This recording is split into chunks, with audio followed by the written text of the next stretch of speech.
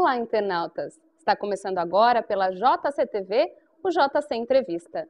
E as regras de contratação mudaram. Se antes eram os profissionais, os empregados em busca de novas qualificações ou colocações que buscavam as empresas, agora são as empresas que precisam desses funcionários para evoluir e se destacar no mercado de trabalho. Esse é o chamado apagão de mão de obra, sobre o qual eu converso com o diretor de novos produtos da Associação Brasileira de Recursos Humanos, César Tegon. Olá, César, é um prazer recebê-lo na JCTV. Olá, obrigado, o prazer é todo meu. Quando de fato começou esse apagão de mão de obra? Olha, perceba o seguinte, o apagão de mão de obra, a partir do momento que você tem o mercado de consumo sendo modificado nos últimos 8 anos, você veio consumindo aquilo que a gente chama de reserva de mão de obra. Ou seja, as pessoas que estavam desempregadas e estavam disponíveis para serem recolocados. Isso vem acontecendo nos últimos 8 anos. Então você vai dizer, o apagão começou há 8 anos? Não, o processo do apagão vem se estabelecendo nos últimos 5 a 8 anos.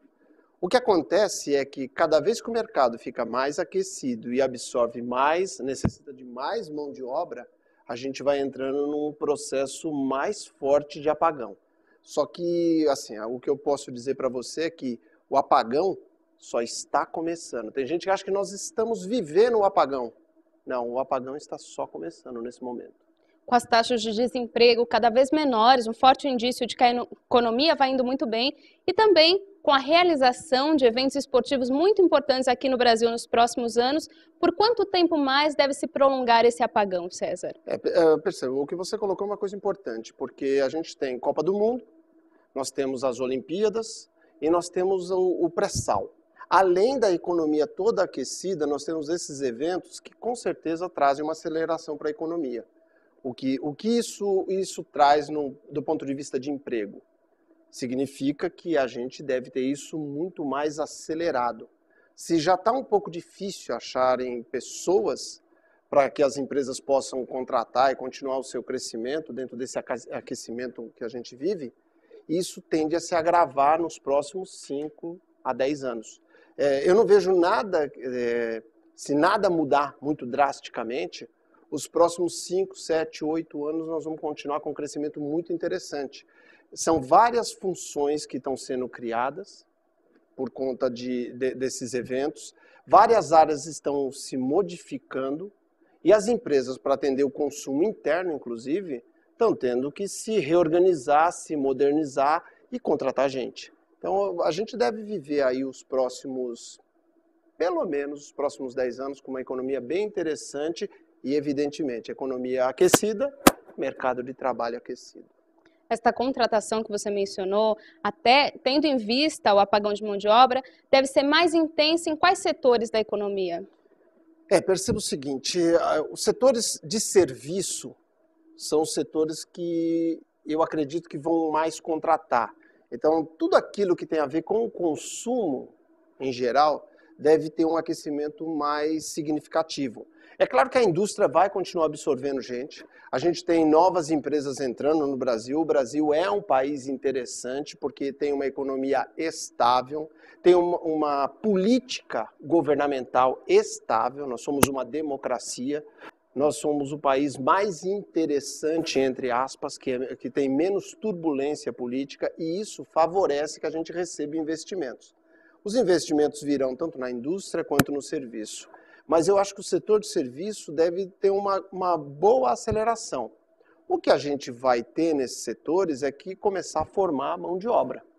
E agora você tocou numa ferida do mercado de trabalho, que é a falta de profissionais qualificados. De que forma a pessoa que está nos assistindo agora e quer aproveitar esse bom momento de contratações precisa fazer para conseguir realmente um emprego ou para ir trabalhar na área que sempre quis?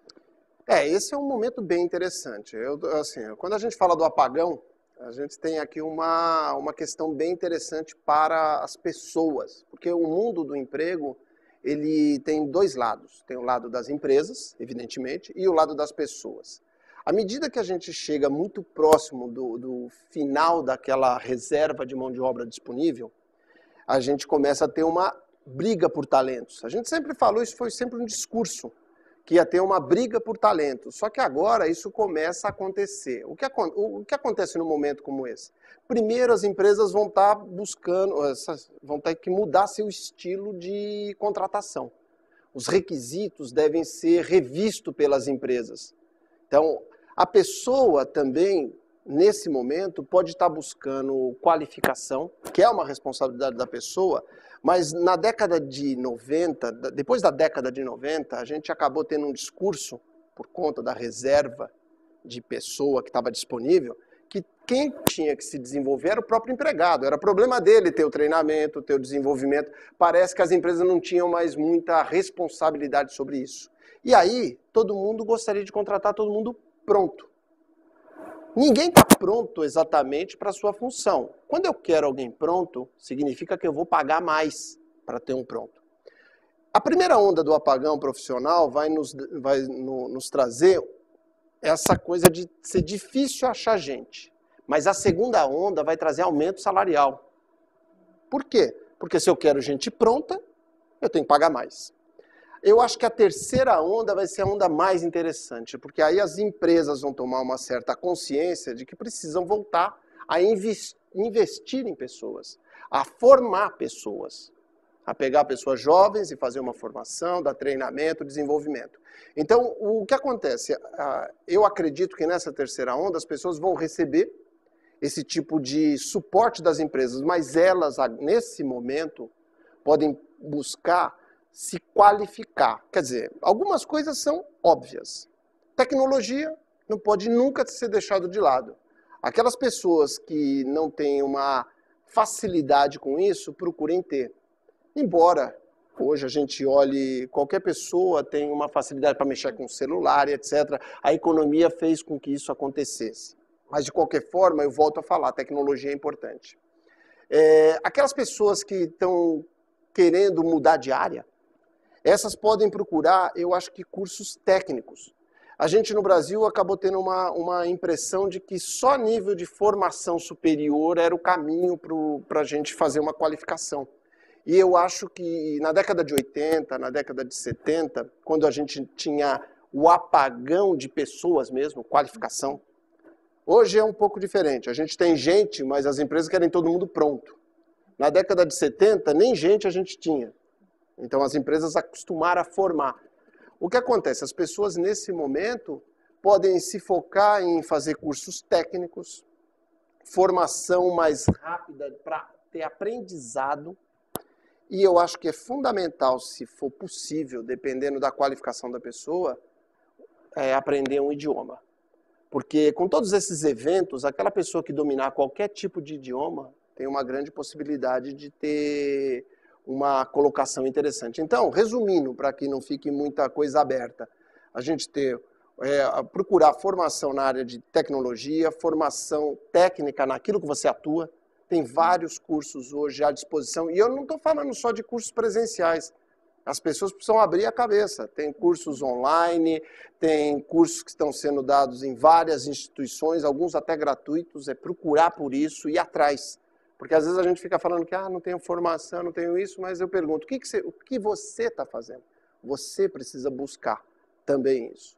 Então, e idioma, evidentemente idioma, aquele que tiver condições ou aptidão, invista nisso. E esses diferenciais também valem para as empresas, que vão ter que se aproximar cada vez mais da tecnologia e contratar profissionais para dar esses treinamentos. O que acontece é que as empresas vão, assim, como a gente viveu no mercado em que as empresas se acostumaram a contratar gente pronta, por isso que eu estou dizendo da qualificação. Toda empresa, quando põe um requisito, põe uma vaga, ela quer o super-homem. São todas as super qualificações. Só que o mercado de trabalho é como a feira. Só que tem um detalhe que é o contrário de uma feira. Quando você chega às 9 horas da manhã na feira, como é que você escolhe seus produtos? Você escolhe os melhores, aqueles que estão mais vistosos. Quando você chega ao meio-dia, e você paga mais caro por isso. Quando você chega ao meio-dia, o que você escolhe? O que tem. E paga mais barato.